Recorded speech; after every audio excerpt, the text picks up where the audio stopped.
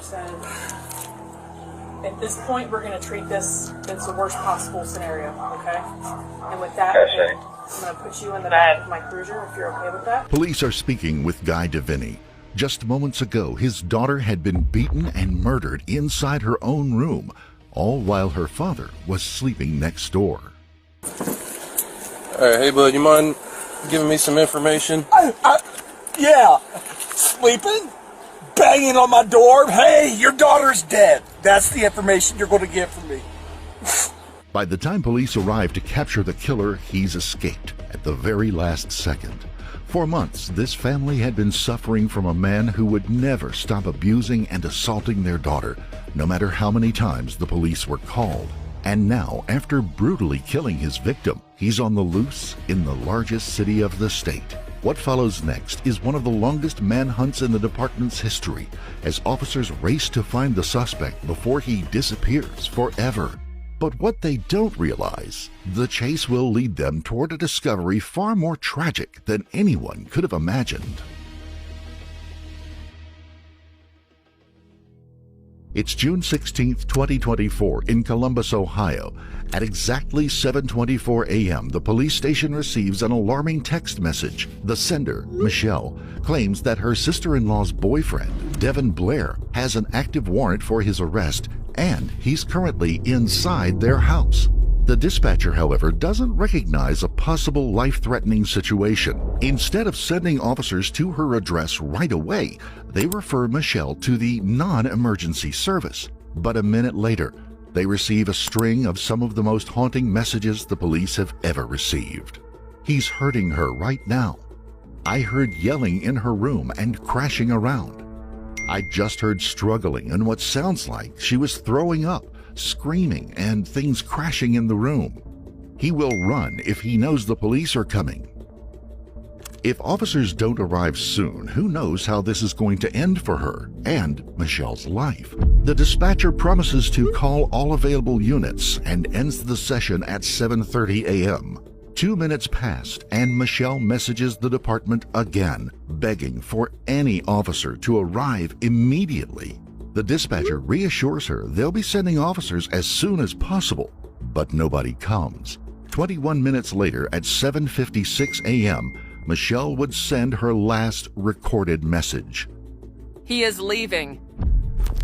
This very minute, 4 officers are rushing to the address, hoping to catch the suspect.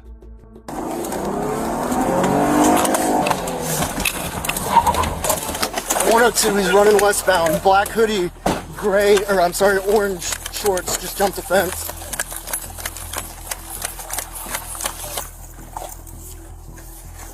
Jump the fence, go.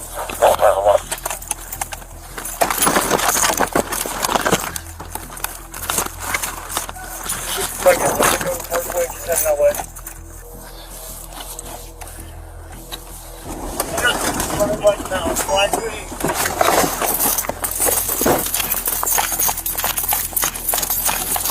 Gun out. Gun out.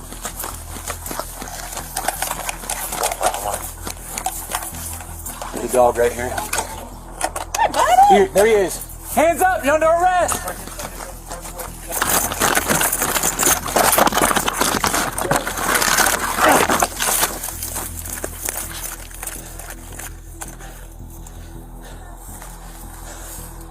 Where the hell he go?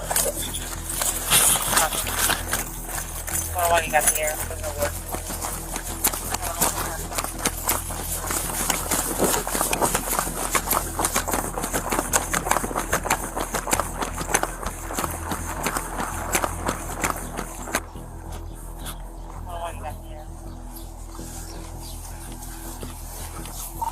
We lost him behind the houses here. We're at 4649 Parkway. The suspect has disappeared. The officers aren't sure what comes next. A suspect is on the loose and incredibly dangerous for a police officer. If he's armed, he could be preparing for an ambush at this moment. Right now, finding him is potentially a matter of life or death. They carefully look for him until one of the cops spots someone running out of the corner of her eye. Stop right there! Stop!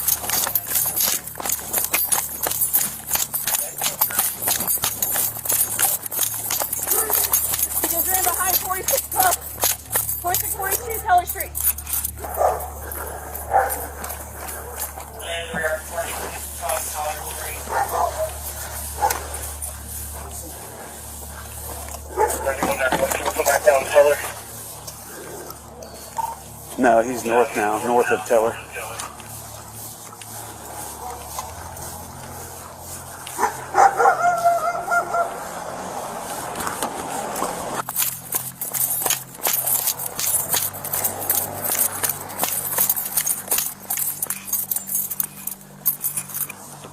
We don't have chopper, do we?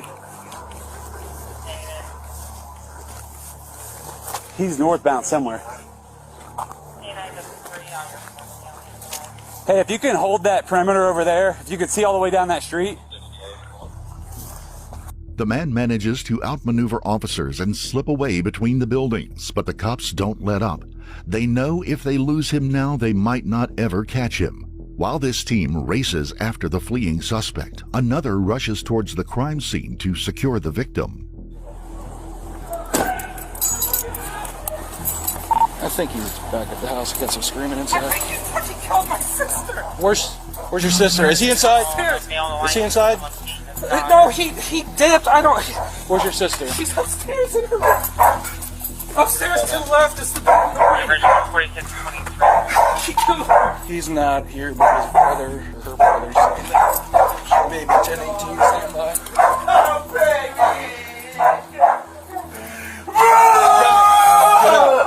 Get out, please. Start a tour. I tried doing compressions. I couldn't. You'll die! I'll kill that motherfucker! But they might be too late. The victim, 19-year-old Brooke DeVinny, is lying on the bed. Officer Sanders notices multiple bruises covering her face and especially her neck. He calls out to her, but the victim is not breathing. Officers also find 3 of the victim's family members on the crime scene, her brother Brandon, with his girlfriend Michelle and her own father, Guy DeVinny. Right now, they're the officers' only chance to figure out what has just happened and how the suspect attacked the victim so brutally. Hey, bud.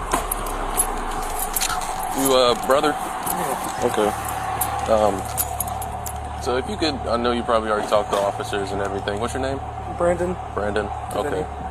I know you probably already talked to officers and everything, but did you hear anything? Like, what did you... Fighting. When you say fighting, what do you mean by It sounded that? like she screamed like once or twice. Where were you actually at? In my bedroom. Which is across the hall? No, the one right next to hers. Next to it, okay. And I thought it was just their normal fighting. They fight all the time. And I just... What did you actually hear? Heard her shout, some crashing, sounded like she might have gotten pushed. When you say shout, it wasn't just a scream? God scream. Well, so we'll keep everybody's statement separate. Sorry. Appreciate that. So, we got a heard a story. 4598. Heard a crash in a room that sounded like glass, but I don't know for sure if it was. So that might be a good place to take a look at. A couple bangs against the wall. And then we heard another scream, and that was when we finally sent the text because we knew he would run if he saw you guys, and you guys got here just as he was coming out, and I don't... Did you... Now, you said you sent the text. Now, when you sent the text... One-on-one, do we have family or something driving around this neighborhood? In the bedroom at all? No, still heard them, so... So you didn't go in the bedroom at all Not, to check and see? not until after he tried leaving, and you guys were already here. Okay. We knocked on the door, she wasn't responding. What Brandon just said here is crucial. This isn't the first time the couple had a fight. And this time, their 24-year-old suspect, Devin Blair, made sure to make it their last. But that leaves officers with more questions than answers. Why was this fight the last straw? Unfortunately for officers, Brandon doesn't know why, but they suspect someone who might. His girlfriend and the victim's closest friend, Michelle. She was the one to message the police, who might know something more. Something that could lead them to the reason behind this senseless murder. So you called during the actual fighting? I messaged so that way he doesn't run because... Oh, yeah, the text thing? Yeah. No, that's perfect. The quieter the better sometimes. She's still born. Oh, no. They're in there working on her, and now we got our ambulance coming, so. I just don't get it. I just don't get it, man. She kept going back after him and after him. She went to the hospital the last time. 2 times she's went to the hospital because of him. How bad she's bruised her and beat her before. So she's got marks from old assaults. Maybe scars, I'm not sure. And he knew what he did too. He grabbed, I think he has her phone. Because I saw multiple phones in his pocket when he came downstairs and went back up one time. I think he has her phone too. Stories like this can make us worry about what would happen to the people we love. And while we can't control what tomorrow brings, we don't have to face our problems alone. Now, I want to share something personal from one of our team members. Some crime cases on this channel can be especially difficult to watch. As for them, it isn't easy either. Sometimes they would ask themselves, will I always be there for the people I love when they need me most? And over time, they noticed those anxious thoughts started following them everywhere, at work, on walks, even with free time with their friends and family. And that's when they knew they needed help, and their therapist made them realize something truly important. They can't control the future and what happens to their family, but they can control what they do with the time they have every day. And now, when they decide to spend their time with their family, they know that right now, they're okay, and they're happy. This is why they love working with BetterHelp, the sponsor of today's video. Their mission is simple: to help you start your therapy journey as easily as possible. All you need to do is take one quiz that matches you with the best licensed therapist, tailored to your specific needs.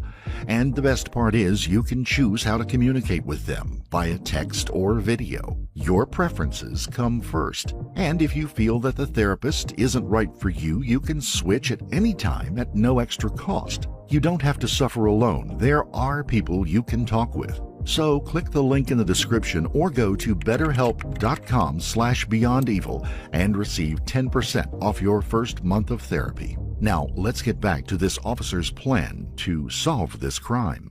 Officers shift their focus. The victim's phone is missing. If the suspect took it with him, there is something inside that he doesn't want the police to discover. They need to find that phone by any means necessary. However, doing so is going to be a huge challenge. The team of first responders finally comes back from their chase to deliver the news that nobody wanted to hear. They lost the suspect. Time is not on the police's side. They need to locate him as soon as possible, but don't know where to start. Officers figure he'll try hiding out at a relative's or friend's place, but Michelle thinks otherwise. Now, they were saying he doesn't have too many friends in the neighborhood. Nobody likes him. His family doesn't want anything to do with him, according to what she said in the past. Because of this kind of thing, because of his violence. There was multiple charges between them two. I guess there was previous charges of him with a previous relationship or previous people in his life. I don't know how he managed to still be out and go scot-free. This isn't good. With nowhere left to hide, the suspect might try to just run away as far as he can. Worse, he might be preparing another attack to finish what he started. Brooke DeVinny might have been only the first target on his list, and Michelle is rightfully terrified of what he can do. There's no knowing what set him off. Yes. Such anger issues, sporadic mood swings.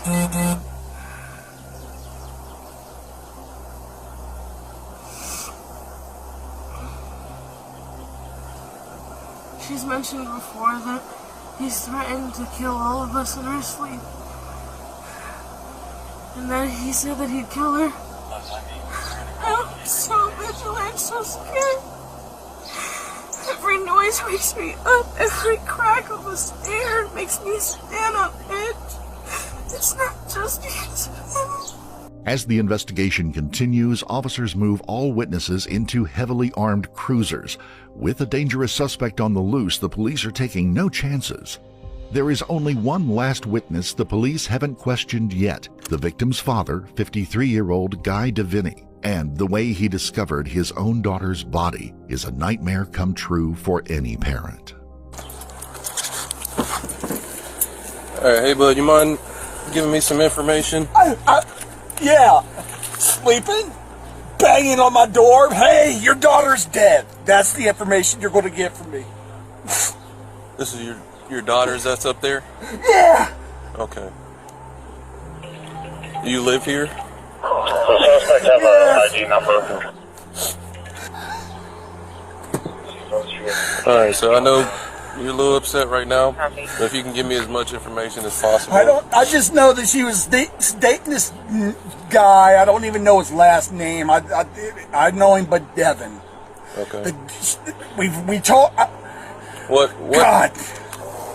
Sir, did you hear the I didn't hear nothing. Didn't hear him arguing? My fan is loud. Yeah. I sleep with my fan on high, and I was completely out. I drive a truck, so I sleep heavy. Yeah, that's fine. Right. And does the And boyfriend? this guy, I told her, I said, it's bad news. He's bad news. I just don't like him. What's the status? So they are doing CPR. It looks like they're going to transport. I will call that good news for right now. It is. They found something. No, she's breathing. They're trying. I don't know.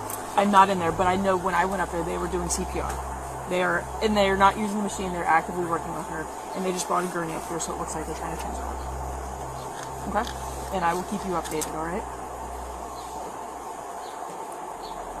No one on the scene really knows what's going to happen next, but in just 20 minutes, they'll receive news that changes their lives forever. 19-year-old Brooke DeVinny is pronounced dead at the hospital. Her cause of death is asphyxia, caused by strangulation and blunt force trauma to her head. And the man who committed this heinous murder is still on the loose in Ohio's biggest city. If the cops don't find him soon, Brooke DeVinny won't be his only victim. After gathering the evidence and questioning witnesses at the scene, detectives were finally able to put together a picture of what happened. Early that morning, Devin Blair entered the house and confronted his girlfriend Brooke DeVinny inside her bedroom. The reason is still unknown.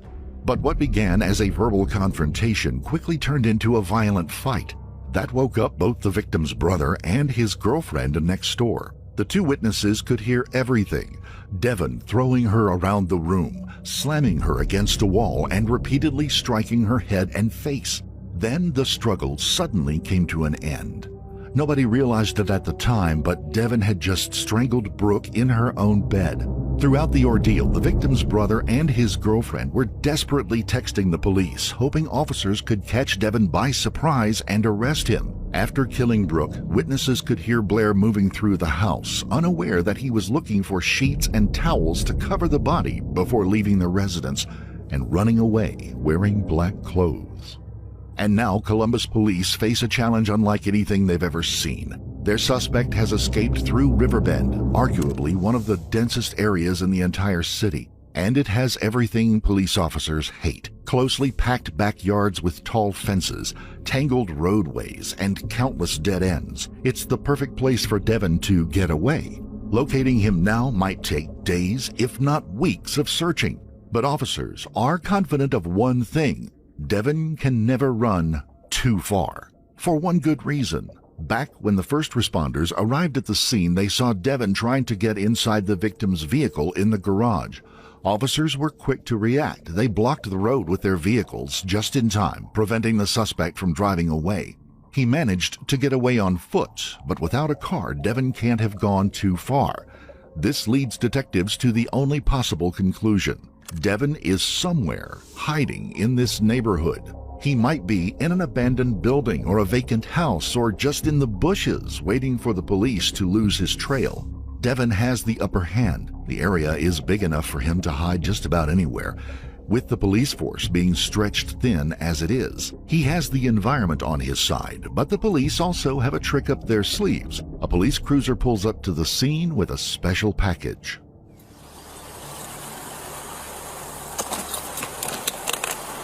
What if you guys are ever going to get drones? I mean, I don't know if because you guys have the chopper, they're just like, the chopper's a little better than drone, but it's got to be available. Exactly. These are quicker to deploy. Yeah. They keep talking about it, but just like everything else.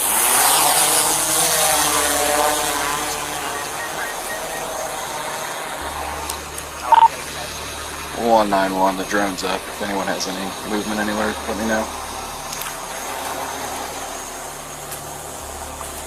A drone in the sky gives officers a clearer picture of the area below. What comes next is an hours-long manhunt for the most violent suspect this quiet neighborhood has ever seen.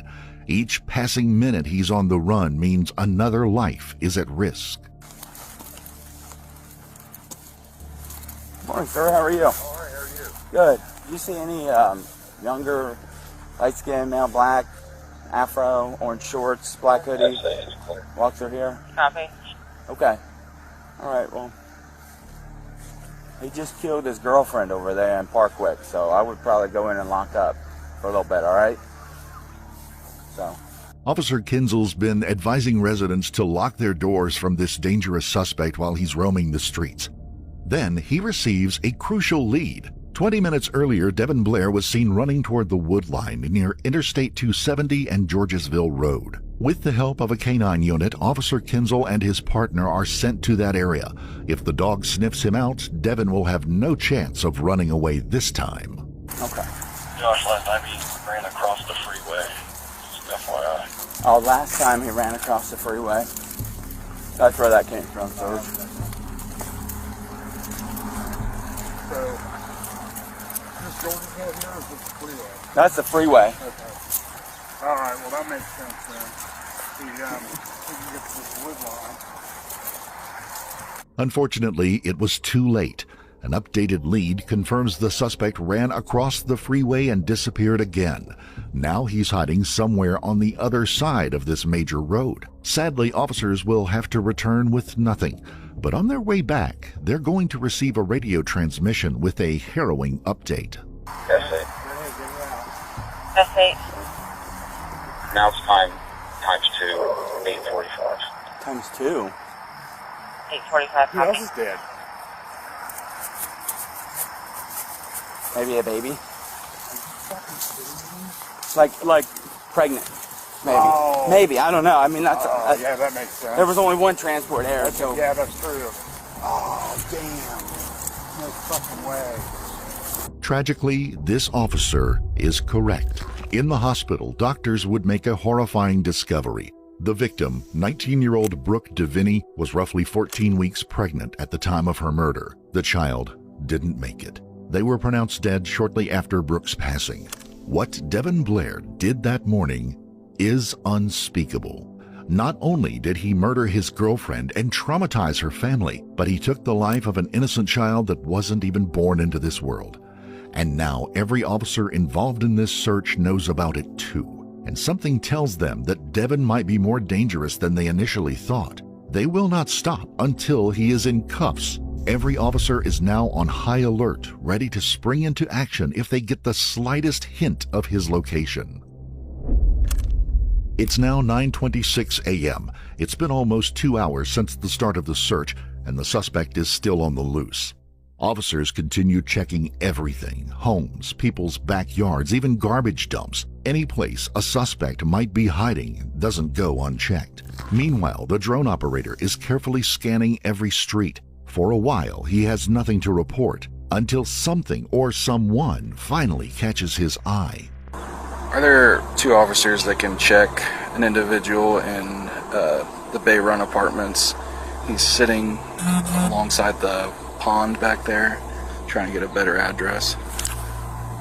4 officers immediately rush to the location to track down the suspicious individual.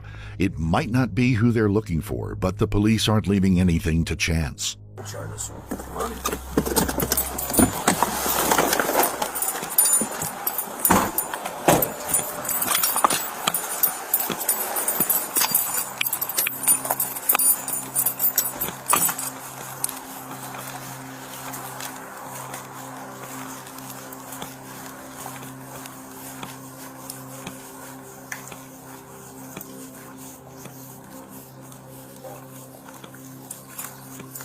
Don't.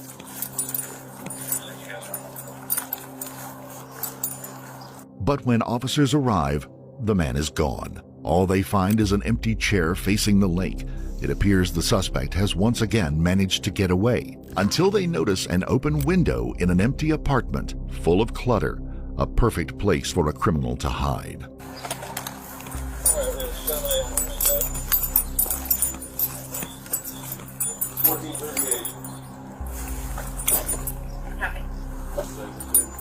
Police department, anybody in here? Make some noise! Yeah, just hold that window. One there. Alright, it just opens up to the right.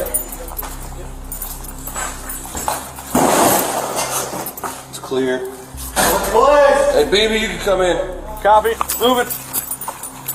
Good, sir. Move. Going right.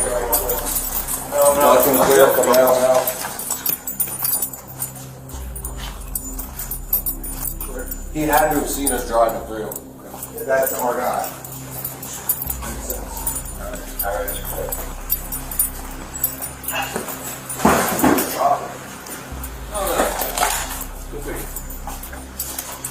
Alright, so he's right here. Yep, mine. Again, the officers find nothing. The apartment is seemingly empty, only filled with boxes. Officers then move to the second floor, where they try knocking and opening multiple doors to check for any suspicious activity, but none of them budge. Finally, the group drives away. Looking back in time, one event would finally break Brooke's hopes that her boyfriend and the dad of her child, Devin Blair, could ever change. On December the 28th, Deviney was preparing to leave for a doctor's appointment when Blair suddenly attacked her. He stripped her of her clothes on the street and drug her back into the house, holding a knife to her throat and threatening to kill her before stabbing her in the stomach. When officers arrived, Blair resisted arrest by punching, biting, and spitting at the officers. He was charged with multiple offenses, including domestic violence and assault on an officer. This was a tipping point for Deviney's family, especially after they had to call the police 13 times on Devin Blair for his despicable acts, and he was finally getting what he deserved, or so they thought. Despite these charges, Blair was allowed release on $10,000 of recognizance bond, meaning he didn't have to pay to ensure his appearance at sentencing. The judge believed he could change, not aware that a couple of weeks earlier he had been proven wrong. On May the 31st, a warrant was issued for Blair's arrest after he violated unspecified conditions. Then, just days before the murder, Deviney approached a Columbus police officer with a disturbing claim. Blair had returned, and the first thing he did was attack her, punching her in the face repeatedly and threatening to kill her. That's when she decided to file a report, a protection order, and to leave Blair for good. And he discovered it. Police officers received yet another reason to capture their suspect. A man like this, who had already shown exactly what he was capable of, cannot walk the streets completely free. But maybe Devin is closer to the officers than they think he is. It is currently 12:16, 5 hours into the search for Devin Blair. So far, it has been unsuccessful. Officers have checked multiple houses in the area, asked countless citizens, and combed through multiple streets, but there's still no sign of their suspect. Still, the main place officers expected Devin to hide is in the Big Run Park just north of the crime scene. A big wooded area is ideal for lurking, but the police don't have enough officers to search the area and every bush. They decide on a more tactical approach. Several units are ordered to guard the main bottlenecks leading in and out of the park. All remaining officers patrol the area in their cruisers, all while the drone above keeps observing the area. For hours, the operator scans in silence until something finally catches his eye. 191. 191. I'm not sure if they're related. I got a male black tan pants, black hoodie, running over Klein Road north through the yards, or through this church lot. He's got a goatee, he's holding a phone.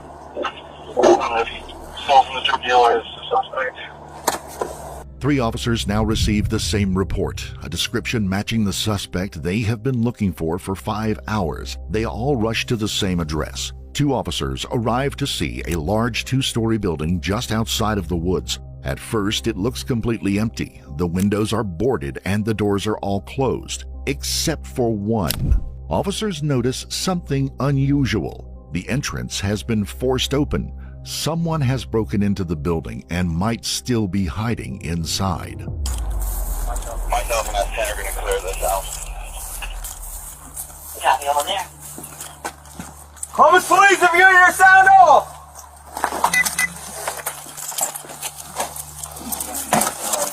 I'll hold this hallway. You want to hold the hallway, I'll put stuff around over here.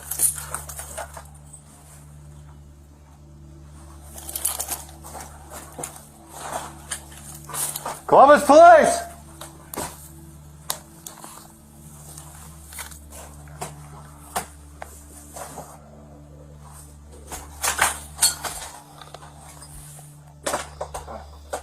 I got a big kitchen here. I'm going to check this garage.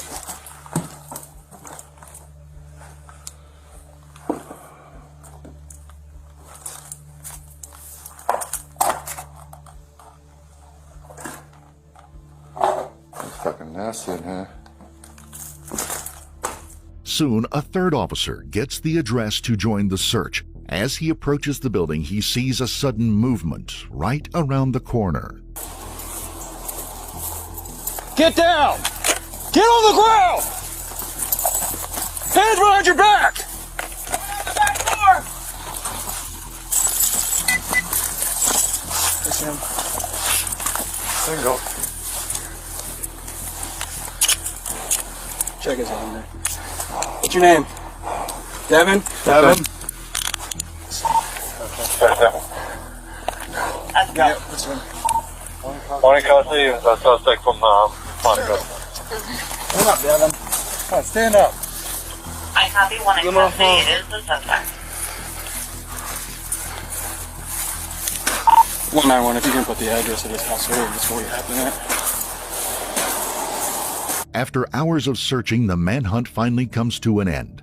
Devin Blair, the suspect wanted for homicide, has finally been arrested. However, the victim's phone is not found on him.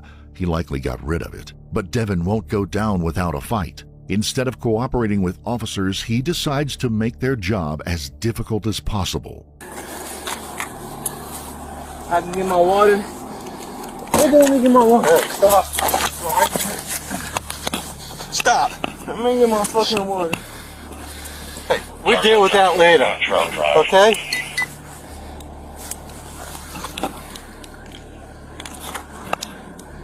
$191, he doesn't want to get a wagon over here.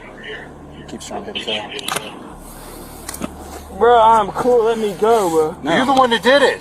Let me go, bro. Let me go, bro. I think it's like Cottrell, it's right on the corner. They found it. Bro, let me, bro. No. You want to slam your head and be stupid? What happens?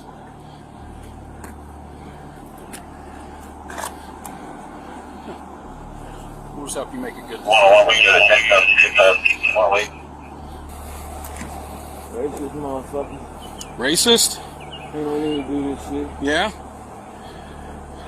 I'm racist. Let's see what this is being like. For sure, right. Where my legs go? No. You want to do stupid stuff? You get a hobble and we'll put him on the side. Sarge, you get a hobble and we'll put him on the side.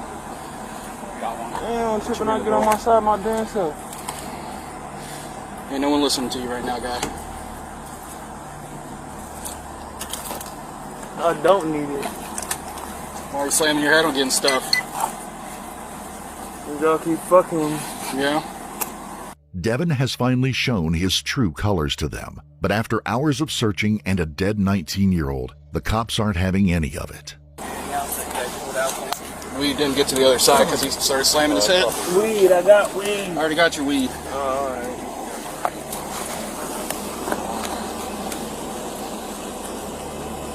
Man, y'all got me, man. Cool.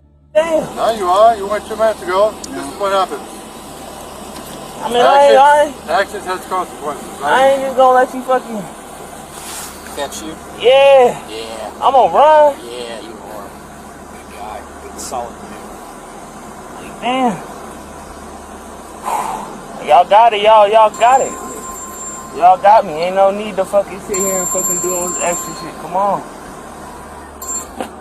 I can't get my water, bruh. You get nothing. They still over there? You better hope they lock me up forever. What's your name? Sanders. 1813. Work 19 precinct. 783P. What's that? Huh? What's that? That's a work schedule. Yeah. Oh, he's not worried about it. He's off Tuesday and Wednesday. I'm off Tuesday, Wednesdays. I'm easy to find. Bro, I can't get my water. I've been throwing up all fucking day, bro. They don't have any water. The water's gone. They left it in the woods. Nah, I laid it down when y'all got me. Well, too bad. We don't get any. Reconsider your life choices then. In the end, Devin refuses to get up and walk with the police to the vehicle on his own, leaving officers with no choice but to bring out a stretcher. They finally secure Devin and place him inside the car. He's delivered to the police department. Detectives are hoping Devin will provide them with any reasoning behind this senseless murder of a pregnant victim. However, he doesn't say a word. He refuses to speak with the detectives. Officers finally put him in custody, where he will wait for yet another trial. But this time, the trial will decide the entire course of his life forever. 2 days later, on June the 18th of 2024, Devin Blair had his first courtroom hearing. However, he could not resist showing his true colors again. Right in the middle of the process, Blair spoke over both the prosecutor and his own public defender, and even the judge himself, all recorded live on camera. Before ending the hearing, he screamed, "Shut the up and give me a bond. Say okay and get me the out of here," demanding a bond for his release. The judge complied with the suspect's request and issued a bond of $11 million, one of the biggest in the state's history. No one has stepped forward to pay it. 2 days later, on June the 20th, friends and family of Brooke DeVinny will hold a vigil in her honor in a place she held dear, the Columbus Prep Academy. They would also honor the memory of the unborn child, who Brooke wanted to name Aiden. In the end, the victim's mother, Billy DeVinny, expressed her sadness over the system that was supposed to protect her daughter. Only a year later, on Monday, July the 21st of 2025, Devin Blair was finally sentenced. That day, he signed a guilty plea, admitting to 2 counts of involuntary manslaughter, 2 counts of felonious assault, and 1 count of strangulation. Though before the sentencing, Blair apologized to DeVinny's family and expressed his remorse over the murder. But the victim's mother did not buy it and told the real truth about the man Devin really is, right in front of him.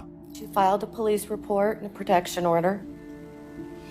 She said, "Mom, once he finds out what I did, he's going to kill me, Mom."